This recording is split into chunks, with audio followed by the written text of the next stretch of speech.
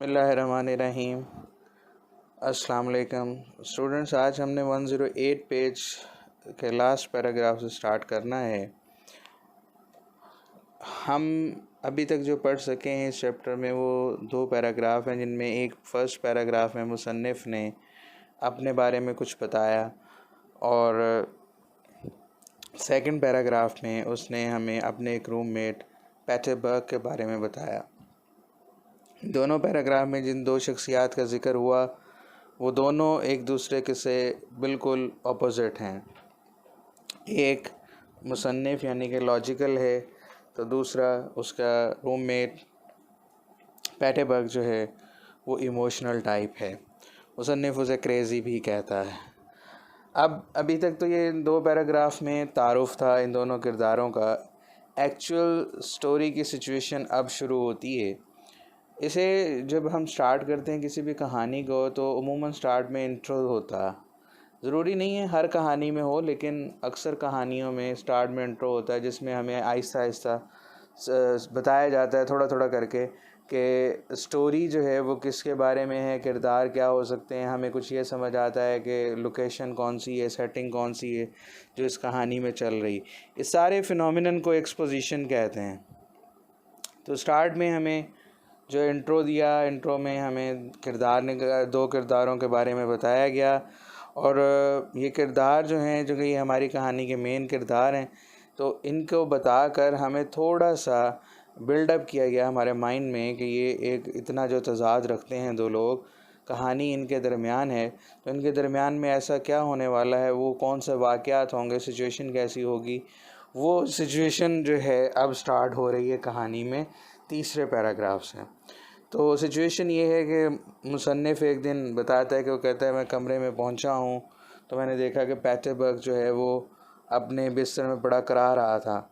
मुझे लगा कि इसे कोई अपेंडिक्स का अटैक हो गया है, इसको कोई शदीद तकलीफ़ है, तो मैंने सोचा इसको डॉक्टर को दिखाया जाए।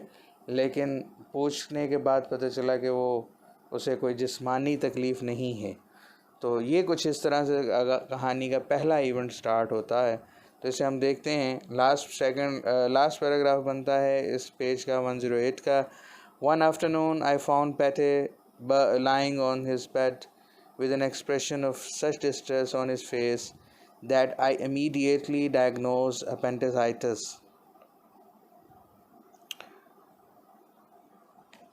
कहते एक सपहर क्या हुआ कि आई फाउंड पैटे लाइंग, मैंने देखा कि पैटे जो है वो बिस्तर में पड़ा हुआ है on his bed with an expression of such distress. Distress मायूसी को कहते हैं,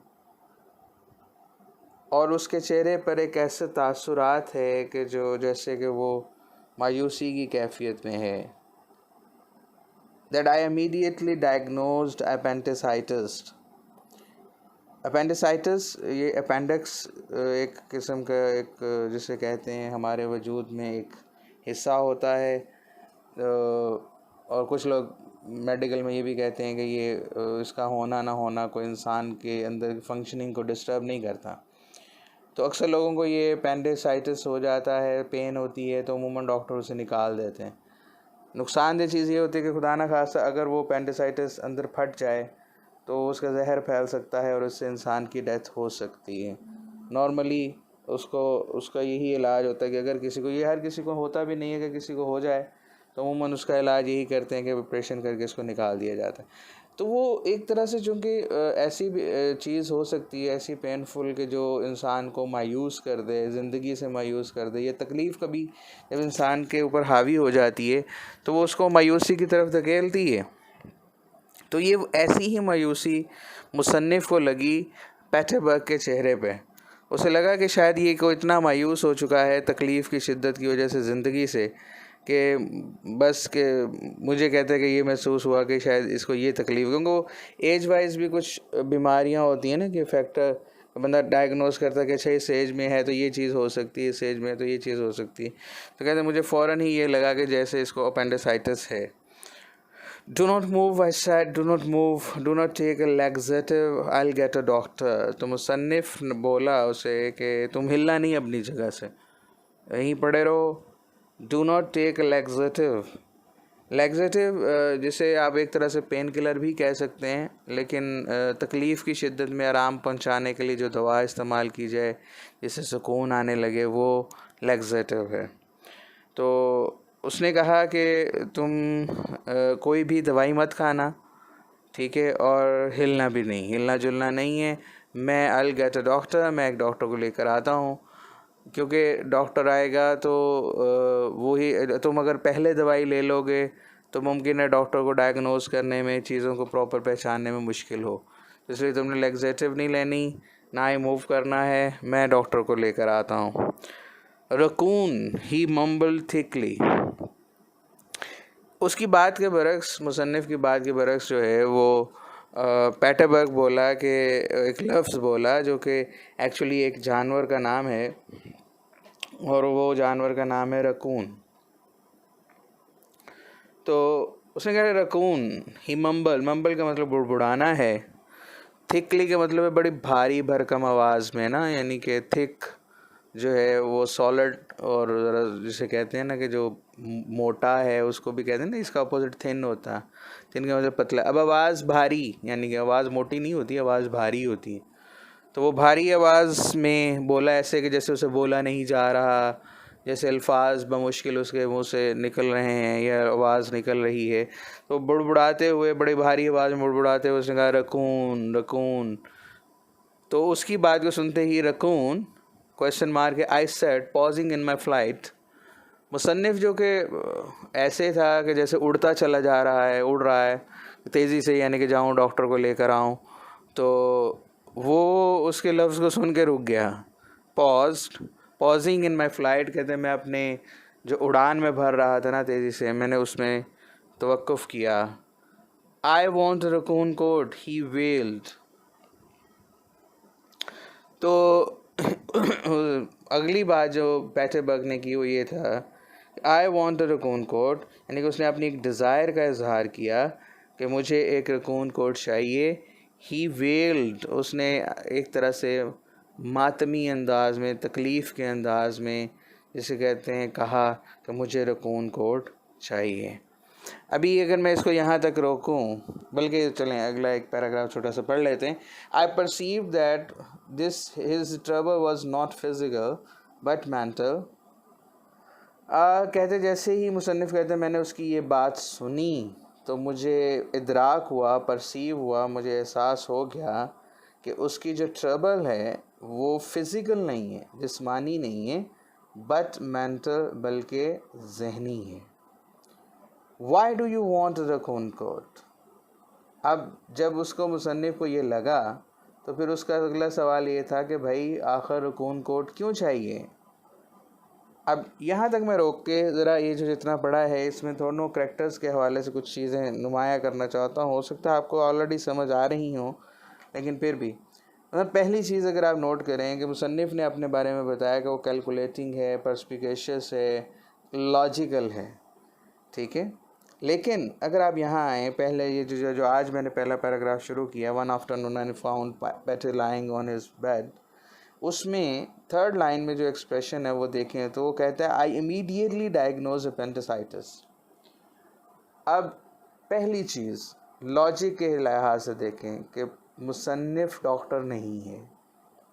दूसरी चीज़ इमीडिएटली डायग्नोज कर दिया, उसने कोई अलामात पूछना गवारा नहीं की, कोई चेकअप नहीं किया, कोई थोड़ा बहुत छोटा मोटा को सवालात जो होते हैं मरीज़ से किए जाते हैं, ऐसा कुछ नहीं किया, और ख़ुद ही तशख़ीस करके नतीजा भी निकाल दिया।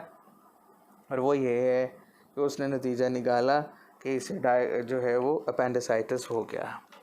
अब ये मुसन्निफ़ ने जो अपने बारे में हमें पहले पैराग्राफ में बताया, ये बज़ाहिर उसके उन बताई हुई करैक्टरिस्टिक्स के अपोज़िट में जाती है बात, कि मुसन्निफ़ ने तो ये कहा था कि वो तो लॉजिकल है, कीन है। तो लॉजिकल, कीन या पर्सपिकेशियस किस्म के लोग जो होते हैं वो गहराई से चीज़ों को देखते हैं, फिर किसी नतीजे पे पहुंचते हैं।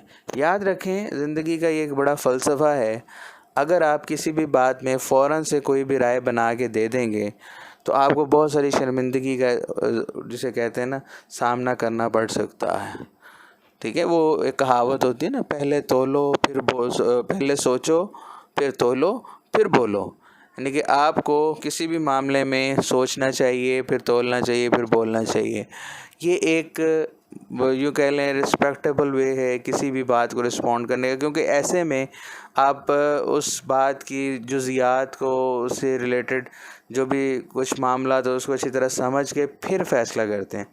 और जब आप फिर फ़ैसला करते हैं तो फिर आप अपने उस फ़ैसले पर कायम भी अगर रहते हैं तो ये आपके करैक्टर की एक इंतहाई आला डिग्री हो सकती है कि आप वाकई ऐसे इंसान हैं कि जो अपनी बात कहते हैं वो उसको पूरा करते हैं। तो ये करने के लिए डेफिनेटली आपको एक लॉजिकल प्रोसेस ब्रेन में चलता है, आप फौरी रिएक्ट नहीं करते हैं। ठीक है, जबकि जो इमोशनल टाइप लोग होते हैं वो फौरी रिएक्ट करते हैं। और कई दफ़ा तो ऐसा हो सकता है, ऐसा मुमकिन है कि आपका ब्रेन फ़ौरन से ही इतनी उम्दगी से चीज़ों को कैलकुलेट कर लेता हो कि आप जो एक्सप्रेशन बोलते हैं वो ठीक हो, लेकिन ये 100% नहीं हो सकता। बट अगर आप हर बात को सोच कर उसको आंसर करते हैं तो चांसेस हैं कि आपकी जो आंसर की रेशियो है वो बेहतर होगी। इसलिए लॉजिकल टाइप लोग जो हैं वो इस तरह से चीज़ों को देखते और करते हैं, और इमोशनल टाइप लोग जो है फ़ौरन से राय देते हैं। तो मुसन्निफ़ जो है वो एक इमोशनल टाइप बिहेवियर को शो कर रहा है यहाँ पे। ठीक है, और एक जैसे अच्छा फिर दूसरे पहलू में आऊँ तो वो उसके लिए दर्द कर रहा है, वो उसका एक जज्बात की कैफियत में आ गया, do not take a laxative, do not move, ऐसे जैसे उसे उसका बहुत ख्याल है। तो ये भी एक पैशन वाले बंदे की बात है, जो पैशनेट है, पैशनलेस नहीं है।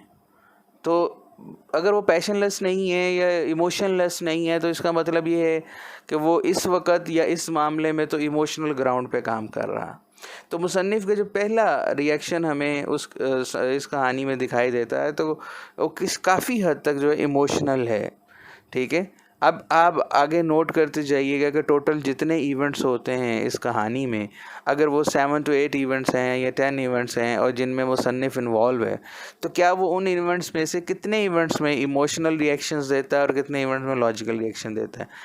उससे हम कैलकुलेट कर सकेंगे कि आया मुसन्निफ़ जो अपने आप को बज़ाहिर लॉजिकल कहता है, क्या वो लॉजिकल ही है या नहीं। सेकेंडली ये भी याद रखिएगा कि पैराग्राफ के शुरू में, पहले पैराग्राफ में उसने कहा था आई वॉज, तो ये नहीं कहा था कि आई एम। तो इट इज़ पॉसिबल कि पहले मुसन्निफ़ जो है वो लॉजिकल होता हो फिर वो इमोशनल हो गया। तो बहरहाल दूसरी तरफ जो दूसरा पहलू है वो पैटरबर्ग से रिलेटेड है कि वो एक रकून कोट चाहता है। क्यों चाहता है? डेफिनेटली कि जैसे कि वो उसके बारे में पिछले पैराग्राफ में मुसन्निफ़ ने कहा था कि to be swept up in every new craze that comes along, कि वो उन लोगों में से है कि जो ज़िंदगी में या मुआशरे में चलने वाले, ज़ाहिर होने वाले हर क्रेज़ के साथ हिस्सा रखते हैं, हर क्रेज़ में शामिल होना चाहते हैं। तो इसका मतलब ये है कि रकून कोट अगर उसे चाहिए तो ये भी कोई क्रेज़ है जो उस वक्त सोसाइटी में पल रहा है और वो ख़ुद को उसके साथ जोड़ना चाहता है, क्योंकि वो उसकी ज़िंदगी का तरीक़ाकार ऐसे ही है कि वो एक सोशल लाइफ गुजारता है, वो एक एक्सट्रोवर्ट है जो बाहर जाता है, लोगों के साथ पार्टी वार्टी करता है। तो ऐसे में उसको अमूमन जो ऐसे लोग पार्टी वार्टी करने वाले ज़्यादा इस तरह से होते हैं, तो ये फ़िज़िकल लेवल पे और आउटवर्ड लेवल पे ज़्यादा जी रहे होते हैं। एक दूसरे से मिलेंगे तो एक दूसरे की चीज़ों के बारे में बात करेंगे, एक दूसरे के इस तरह से कि भाई मैंने ये किया, मैंने ये लिया, वो उसको ये, और ज़्यादातर उनकी गुफ्तगू इस तरह की, क्योंकि जो इंट्रोवर्ट होगा, जो बहुत गहरी सोचों में होगा, एक तो ये कि वो ज़्यादातर लोगों से मिलेगा नहीं, दूसरा ये कि अगर वो मिलेगा तो गिने चुने लोगों से मिलेगा, और उधर भी चांसेस ये हैं कि उनकी बातें जो हैं वो ज़्यादातर जो है तो ख़यालात पर मबनी हों या इस तरह। वो किसी ने कहा था ना कि जो अदना लोग होते हैं, अदना ज़हन होते हैं, वो लोगों के बारे में बातें करते हैं, और जो आला ज़हन होते हैं वो ख़यालात पे डिस्कस करते हैं, वो लोगों को डिस्कस नहीं करते हैं। तो एक इस तरह से चलता है। तो पैठे के बारे में भी हमें यहाँ समझ आया कि वो पैठे के बारे में जैसे मुसन्निफ़ ने बताया था वो वैसे ही है, लेकिन मुसन्निफ़ ने अपने बारे में जैसे बताया था वो बज़ाहिर हमें वैसे दिखाई नहीं दे रहा। इट्स माय ओपिनियन, आप अब इस ओपिनियन से वेरी कर सकते हैं। अच्छा जी, तो उसने जो कहा कि why do you want the raccoon coat, मुसन्निफ़ ने सवाल पूछा कि आखिर भाई चाहिए क्यों। तो उस पर पैटरबर्ग बोला, आई should have known it, he cried, pounding the temples. I should have known they would come back when the Charleston came back. Like a fool, I spent all my money for textbooks and now I can't get a raccoon coat. तो अब हालत अफसोस में, ये जो उर्दू में एक मुहावरा है, कफ़े अफसोस मलना, तो हालत अफसोस में जो पैटरबर्ग है वो ये कहता है कि मुझे पता होना चाहिए था, यानी कि मुझे अंदाज़ा होना चाहिए था। एक्चुअली जब वो ये कहता है I should have known it, कि I should have known they would come back, अब ये कैलकुलेशन है कि मुझे अंदाज़ा होना चाहिए था कि ये वापस आ सकते हैं या इनका फैशन वापस आएगा। तो ये तो एक कैलकुलेशन है, ये कैलकुलेशन कैलकुलेटेड लोग करते हैं, इमोशनल लोग नहीं कर रहे होते हैं मोस्ट ऑफ द टाइम, ठीक है। तो वो अपने आप को प्रूव कर रहा है कि ही इज़ इमोशनल। तो मतलब वो कहते हैं कि he cried pounding his temple, temples तो अब ये कनपटी है ना, तो वो पाउंडिंग का मतलब ऐसे दबाना।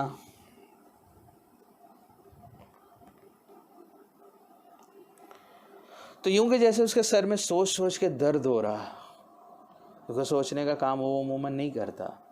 अकॉर्डिंग टू द राइटर वो उसका अपस्टेयर खाली है, ठीक है, वो सोचने वाला काम उससे नहीं होता या वो नहीं करता। तो उसने अपने कनपट्टियों पे ऐसे जोर देते हुए उसने कहा आई should have known they would come back when the Charleston came back. कहते मुझे पता होना चाहिए था कि जब चार्ल्सटन, जब एक ये भी एक किस्म का कोट्स हैं और क्लॉथिंग से रिलेटेड है, कहते उसका फ़ैशन वापस आ सकता था, तो इसका भी फ़ैशन वापस आना था, मुझे पता होना चाहिए था। और अगली बात बड़ी अजीब सी है, लेकिन बहुत सारे लोग आप में से भी शायद इसमें मुत्तफिक हों। उसने कहा कि like a fool I spend all my money for textbooks.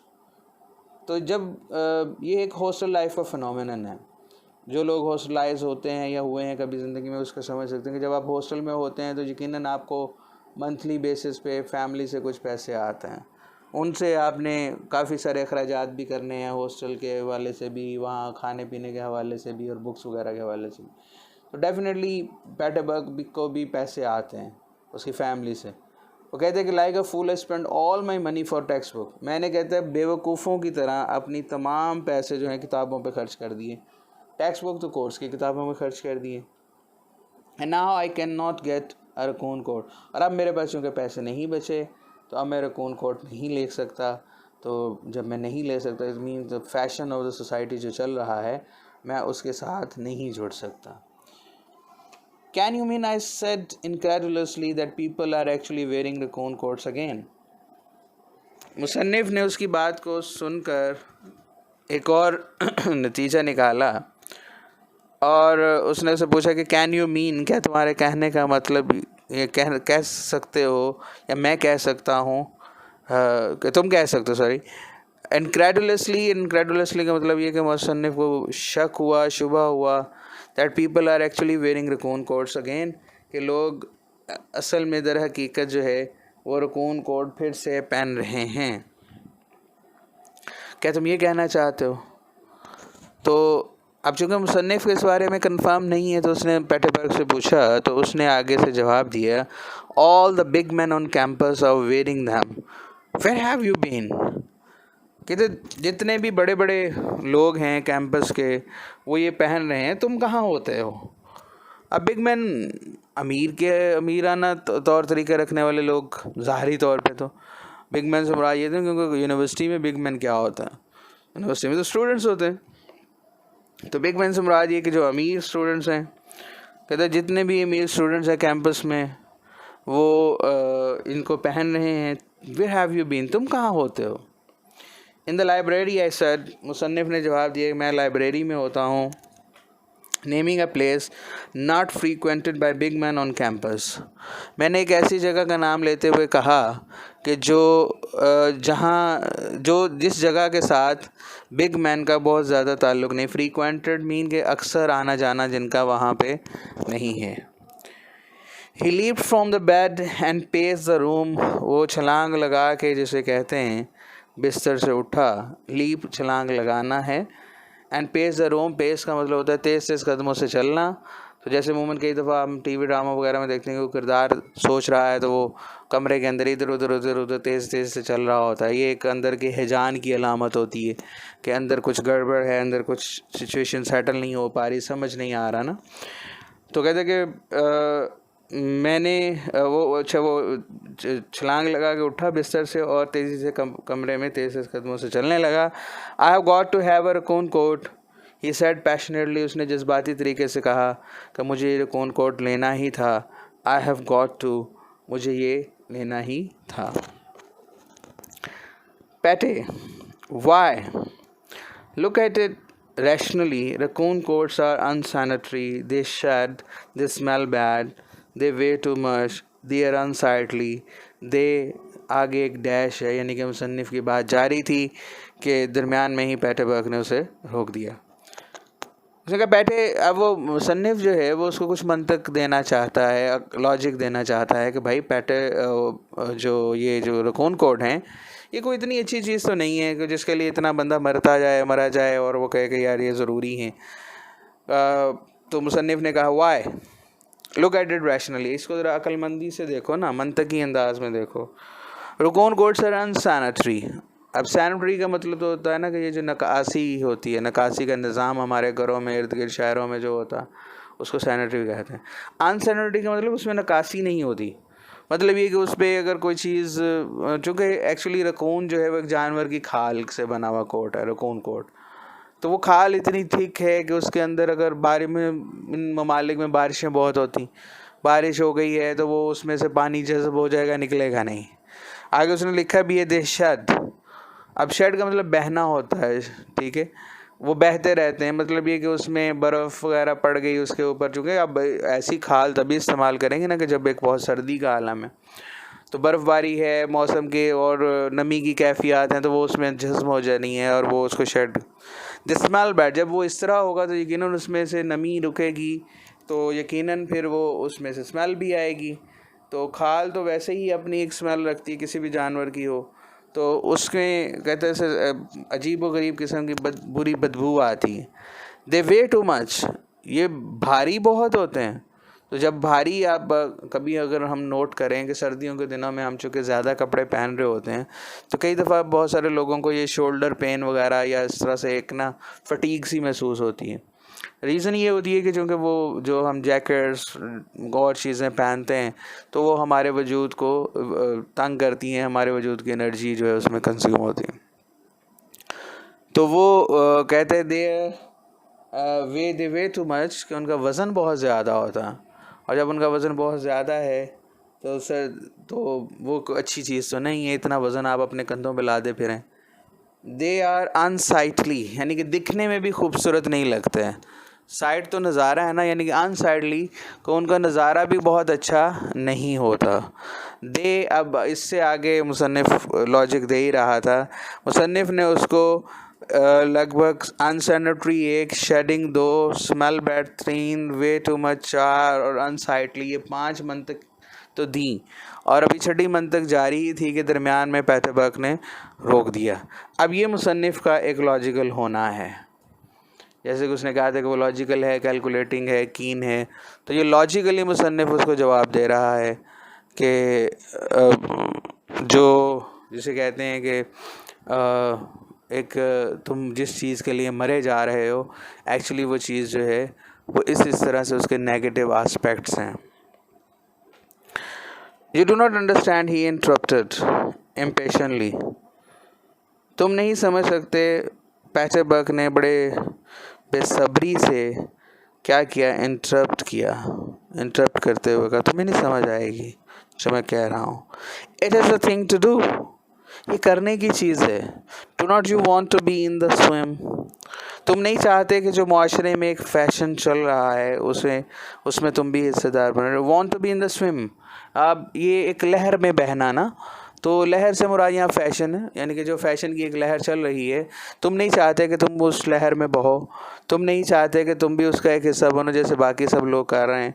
तो ये अब ये मुसन्निफ की तरफ पैटरबर्ग की लॉजिक है। एक तो उसने इंटरप्ट किया और इम्पेशेंटली, बड़ी बेसब्री से इंटरप्ट किया, यानी कि चूँकि वैसे ही उसके अंदर एक जवार भाटा उठ रहा है जज्बात का ठीक है। और जज्बाती लोग बेसब्रे हुआ करते हैं। और उसने कहा it is a thing to do, ये करने की चीज़ है। To no you want to be in the swim, तुम नहीं चाहते कि तुम इसका हिस्सा बनो। तो मुसन्निफ ने बड़े आराम से जवाब दिया नो। आई सेड ट्रूथफुली, मैंने जिसे कहते हैं कि सच्चा जवाब दिया, सच्ची सच्ची बात उसे कही कि नहीं, मैं नहीं चाहता। Well I do, he declared, उसने एतराफ़ किया, ऐलान किया, तुम नहीं चाहते तो कोई बात नहीं, मैं चाहता हूँ। I would give anything for a raccoon coat, anything. और सवाल ये निशान भी है आगे।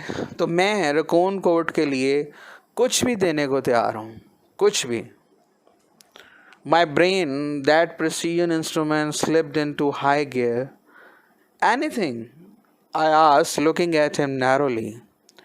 अब यहाँ आके the first twist of the story है। मुसन्निफ ने जैसे ही सुना कि पेटरबर्ग अपने उस जिसे कहते हैं रकून कोट को हासिल करने के लिए कुछ भी देने को तैयार है, तो अब कुछ भी के साथ ही मुसन्निफ के जहन में एक सौदेबाजी का आंसर शुरू हो गया। और क्यों शुरू हो गया, ये है तो सस्पेंस के मुसन्निफ उससे कुछ चाहता है। क्या चाहता है ये हमें आगे पता चलेगा।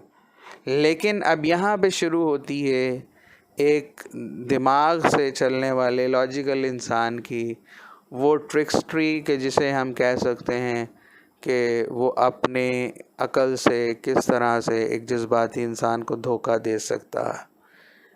याद रखें कि अगर आप अपनी अकल के इस्तेमाल से किसी इंसान का नुकसान करते हैं तो आप अल्लाह के हुजूर जवाबदेह होंगे। चाहे उस इंसान को नहीं पता चले, वो ना ही जान पाए कि उसके साथ क्या हुआ है, चाहे वो एक मासूमियत में रह जाए। लेकिन याद रखें, कभी मत भूलिएगा कि इंसान नहीं देख सकते, इंसान नहीं सुन सकते। आप उनकी पीठ पीछे उनको कुछ भी ऐसे कर सकते हैं, लेकिन खुदा हमेशा देख रहा होता। So try to be not like that. तो अब मुसन्निफ ने जो कि वो अकल का इस्तेमाल करता है, तो उसने एक कैलकुलेशन जो है वो की। और उस कैलकुलेशन में चूँकि उसे कुछ चाहिए उससे, तो उसने फ़ौरन कहा, एक्सप्रेशन ये है, my brain that precision instrument. Precision mean कि जो बड़े इख्तिसार से बड़े कीनली चीज़ों को देखता है, मेरा ब्रेन कहता है ऐसा है। स्लिप्ड इनटू हाई गियर, वो एक हाई गियर में यानी कि हाई स्पीड में एकदम से चलने लगा। एनीथिंग, मुसन्निफ ने भी उससे पूछा, कुछ भी। I asked looking at his narrowly, और ना सिर्फ उससे पूछा बल्कि ये जानने के लिए कि ये अपनी बात पे कितना कायम रह सकता है, उसको गौर से, नैरोली मीन बड़ी बारीक बीनी से देखने लगा कि उसके चेहरे के तासुरात क्या हैं, ताकि मुसन्निफ को अंदाज़ा हो कि आया अगला पत्ता कैसे फेंकना। It's like a game now, brain game हम करते हैं। हम अपने तकरीबन तमाम रिलेशनशिप्स में ऐसी ब्रेन गेम्स करते हैं, ठीक है। हम बातों बातों में ही अगले से कुछ मनवाते हैं, ठीक है। और बहुत दफ़ा कई हकीकतें ऐसी होती जो दूसरे को नहीं पता होती, तो हम उसको एक्सप्लॉइट भी करते हैं। मीन के हम उसे कह देंगे कि तुम्हें ये चाहिए, वो कहेगा मुझे ये चाहिए, और हमें पता होता है कि हम उसे कैसे प्रोवाइड कर सकते हैं। तो फिर अच्छा, जब अगर तुम्हें ये चाहिए तो तुम मेरा ये काम कर दो, फिर मैं तुम्हें ये कर। तो मुसन्निफ भी कुछ ऐसी बात कर रहा है ऐसे। ये एक बड़ा एक कॉमन फिनोमेनन है। यानी कि दूसरे लफ्ज़ों में ये कहूँ कि अकल का इस तरह से इस्तेमाल, जैसे अभी थोड़ी देर पहले कह रहा था कि आप जानते हैं, वो इंसान जाने या ना जाने, तो अल्लाह तो जानता है। तो ये अकल का इस तरह का इस्तेमाल हमारे यहाँ कॉमन है। हाँ, ये है कि कुछ लोग बहनें भाइयों के साथ जो है इस तरह से, या और मासूमाना ताल्लुकात के अंदर ये चीज़ें मासूम बातों के लिए होती हैं, ठीक है, मासूम छोटी छोटी ख्वाहिशात के लिए, ठीक है। तो ये अक्सर जैसे मैं अपने बच्चों में भी देखता हूँ, वो कई दफ़ा भाई जो है वो बहन के साथ इस तरह से एक तरह की इमोशनल ब्लैकमेलिंग कर रहा होता है, कभी बहन अपने भाई के साथ इमोशनल ब्लैकमेलिंग कर रही है। तो इस काइंड ऑफ थिंग जो कि चलती है, ठीक है। लेकिन ये को बहुत ज़्यादा नुकसानदेह इस तरह से ना हो। तो उसने उसे पूछा कि कुछ भी, और वो नैरोली उसको देखने लगा, बड़े गौर से उसे देखने लगा कि उसके चेहरे पे तासुरात क्या आते हैं. Anything he formed in ringing tones. अब उसके लहजे में खिलखिलाहट थी, रिंगिंग जैसे कुछ बजने लगा, को मौसीकी बजने लगी. उसके टोन, उसका लहजा जो है वो बहुत ज़्यादा जो है रिंगिंग हो गया, यानी कि खिलखिलाहट, जैसे उसे खुशी हुई कि जैसे लगने लगा कि जैसे अब उसकी जो ख्वाहिशें पूरी हो सकती. आई स्ट्रोक्ड माई चिन थॉटफुली. अब स्ट्रोक्ड का मतलब ऐसे कि अपनी चिन यानी कि थोड़ी जो है उसको ऐसे ऐसे बजाने लगा मुसन्निफ, जैसे कुछ सोच रहा हो गहरी सोच में, thoughtfully. It so happened that I knew where to get my hands on a raccoon coat. वाक़या कुछ यूँ था कि कहते हैं मुझे पता था कि मुझे रकून कोर्स कहाँ से अवेलेबल हो सकता था. My father had in one in this his under graduate days में जब मेरे वाले साहब पढ़ते थे, कहते उस वक़्त उनके पास एक ये कोट हुआ करता था. इट ले now in a trunk in the attic back home. घर पे ये जो है वो एटिक कहते हैं, ये जैसे कोठड़ी. तो कई दफ़ा एटक इसे भी कहते हैं कि सीढ़ियों के नीचे जो जगह होती है उसको भी एटक बोलते हैं. लेकिन हमारे यहाँ नॉर्मल हमारे कल्चर में गैलरी, जहाँ आप पेटियाँ वेटियाँ रख देते हैं, पुराने कपड़े रख देते हैं, वहाँ उस तरह की चीज़ें ना. तो कहते हैं कि वो एटक में यानी कि कोठड़ी में कहीं ट्रंक में पड़ा होगा. मुझे ये पता था. It also happened that petty had something I wanted. और दूसरा पहलू ये था कि पैटे के पास कुछ ऐसा था जो मैं चाहता था. आई वॉन्टेड, इसकी मुझे ख्वाहिश थी. He did not have it exactly. Actually तो सही बात करूँ तो कहता हूँ कि उसके पास वो चीज़ नहीं थी, but at least he had first rights on it. हाँ, इतना ज़रूर था कि अगर हम एक एथिकल बात करें तो उसका पहला हक था उस चीज़ पर. तो इस लिहाज से मैं कह सकता हूँ कि वो चूँकि पहला हक रखता है तो इसलिए वो चीज़ उसकी मलकियत है, यूँ कह लें. I refer to his girl Polly Espy. मैं उसकी गर्लफ्रेंड पॉली एसपी की बात कर रहा हूँ, उसका हवाला दे रहा हूँ.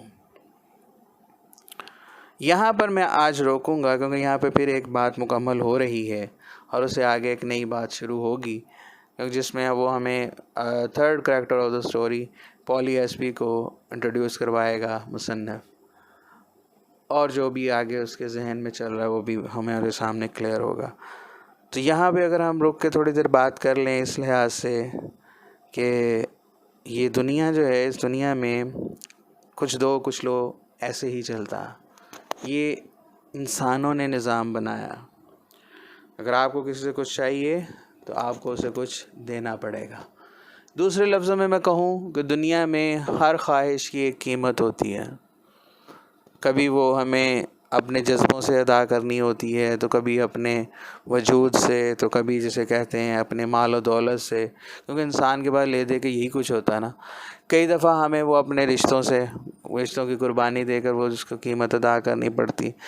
तो दुनिया में अगर आप किसी चीज़ को स्ट्रांगली चाहते हैं तो उसको कुछ ना कुछ कीमत तो अदा करना होती है.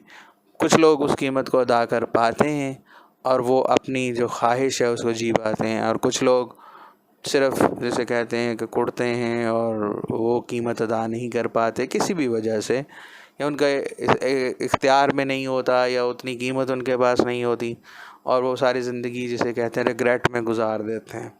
तो ये हर तरह से इंसान मौजूद होते हैं, ये हर तरह से पाए जाते हैं. ठीक है. तो यहाँ एक तरफ मुसन्निफ़ है जो कुछ चाहता है, और दूसरी तरफ पैटेबर्ग है, वो भी कुछ चाहता है. वो इतना डिटरमेंट है कि वो उसके लिए कुछ भी देने को तैयार है, और मुसन्निफ़ इतना डिटरमेंट है कि वो कुछ भी लेने को तैयार है. एक्चुअली ऐसा नहीं है, ये तो मैंने वैसे मजाक में बात कह दी. आई मीन कि मुसन्निफ़ भी इतना डिटरमेंट है कि वो जो चाहता है अगर उसे किसी ज़रिए से वो कुछ मिलता हुआ नज़र आए, या कोई भाव ताव करके या कोई मैनिपुलेशन के साथ, तो वो उससे पीछे नहीं हटेगा. अब इन दोनों के दरमियान में ये एक सिचुएशन आ गई है. उसे रकून कोट चाहिए पैटेबर्ग को, और मुसन्निफ़ को उसकी गर्लफ्रेंड. देखते हैं ऊँट किस करवट बैठता है. आज के लिए इतना. Thank you.